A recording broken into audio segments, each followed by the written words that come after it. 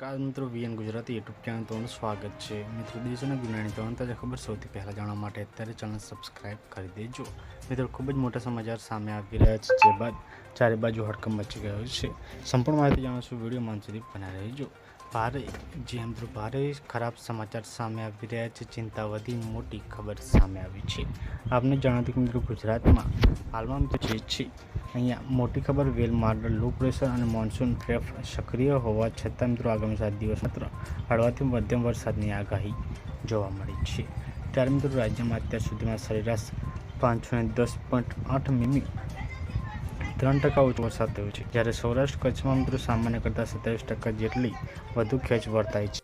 ત્યારે અહીં મિત્રો વાત કરવામાં આવે તો જે છે અહીંયા 17 થી 30 ઓગસ્ટ દરમિયાન મિત્રો અહીંયા ચાલતા મહત્વપૂર્ણ મધા નક્ષત્રમાં પણ મિત્રો અહીંયા જે છે નહિવત વરસાદ પડવાની સંભાવના ખેડવામાં આવી રહી છે, જેથી ખેડૂતોને ચિંતા વધી છે.